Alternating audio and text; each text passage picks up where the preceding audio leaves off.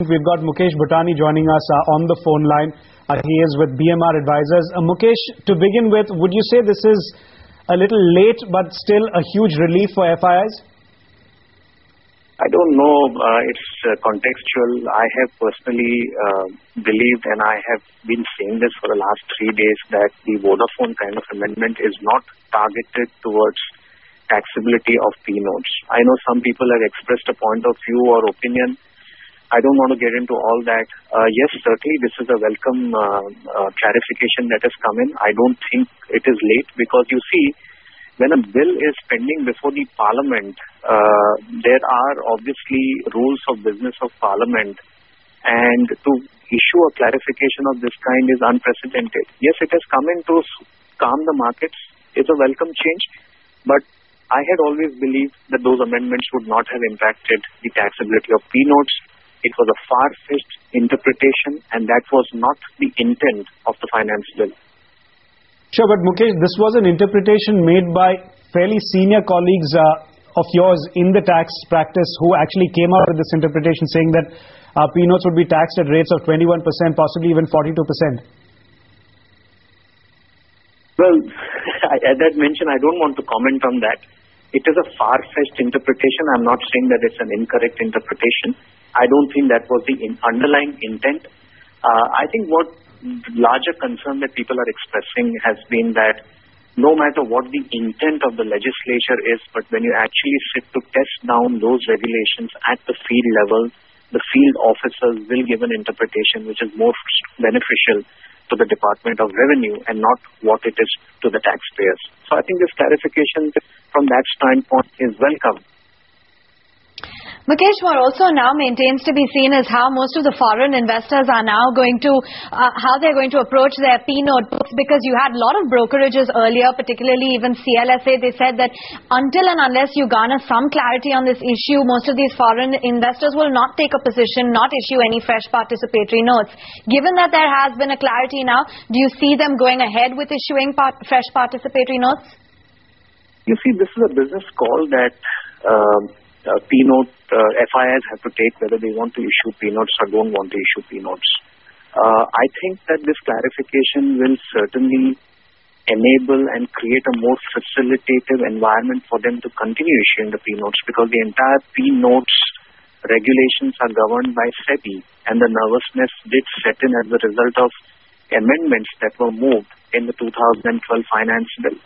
So I'm hoping that this is going to act as facilitator for them to change their point of view and continue with business as usual.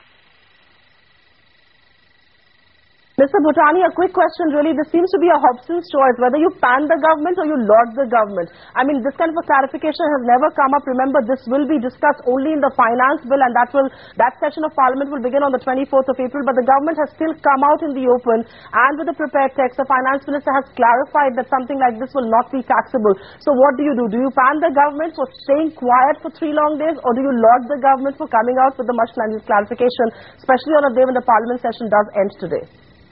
I leave that choice to you. As I had mentioned, that when a bill is in the Parliament, there are certain restrictions on what a finance minister can say and not say out of the Parliament. Yes, to a larger extent, if this confusion was caused as a result of interpretation, it is certainly a welcome clarification that is coming in from the finance minister. Right. Mukesh, stay on with us. We'll come back to you in just a moment. We've also got Nishit Desai joining us on the phone line. Nishit, what would you make of this clarification that's come from the Finance Ministry? The bill's not yet been passed, unprecedented in some sense that a clarification is being issued before the bill has been even passed. But would you say this was necessary to calm the markets? Well, I think looking at the process and procedure, my view is that at least it's clarified. So, the whole thing is that it brings a big relief to the foreign investors. I've been on the road in California, in New York, and right now in Vienna, Australia. Yesterday I spoke to some 250 people around in a conference. There was so much effect on the foreign investors, and there was a huge panic. So these are extraordinary circumstances, and to that extent, I would welcome the announcement, but it does not really solve the problem, because P-note is just one part of the whole game. The entire guard must be removed immediately, or at least I can't say immediately. I'm sorry for that, but it has caused so much of problem around, and the credibility is also lost with all the things around. Steering committee has recommended, lots of suggestions. They have criticized the draft direct taxes code. We should actually wait for standing committee and the parliament to, really speaking, see what is there and discuss there. What is so great about introducing this kind of law in a hurry? It is disrespect to the standing committee and the parliament. When the parliament own committee has made recommendation and without even considering them, we are bringing this kind of laws.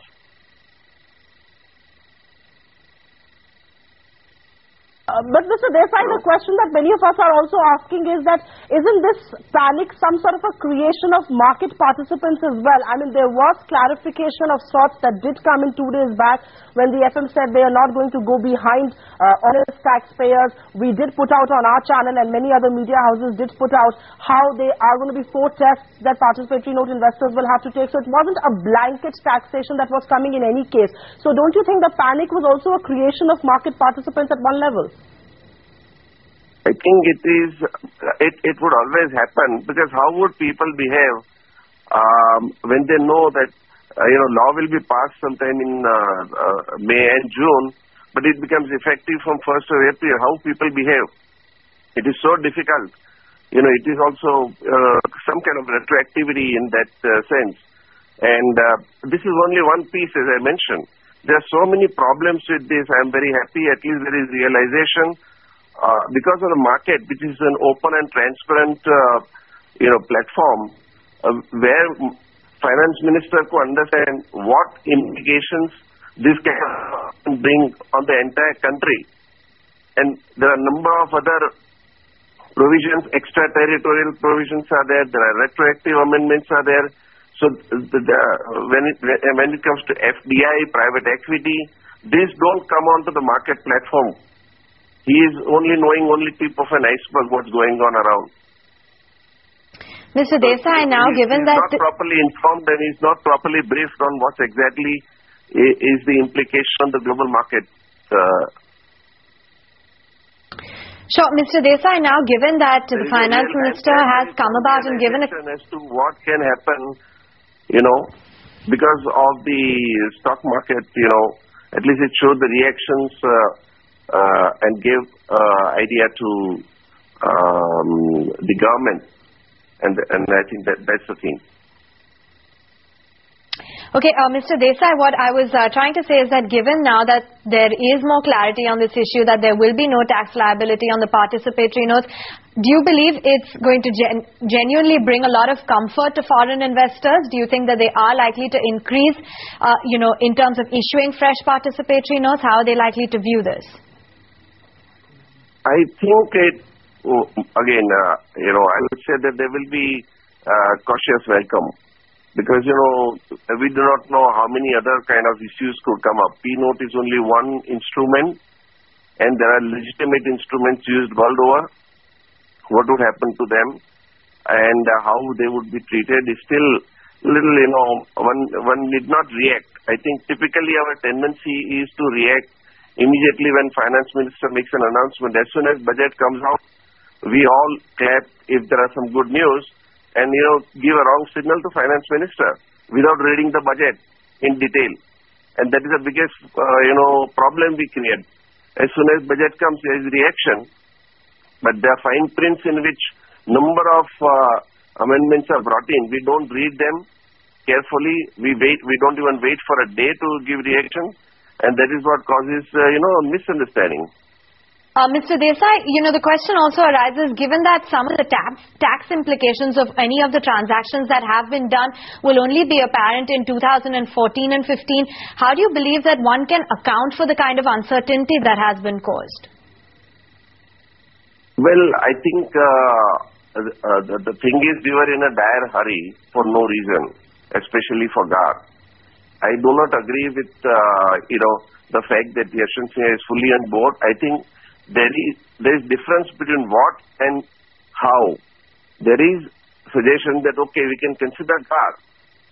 But if you see the recommendations of the Standing Committee of the Parliament, you will find that in the fine print they have clearly mentioned that this has to be handled with tremendous amount of care and what kind of cautions should be laid down.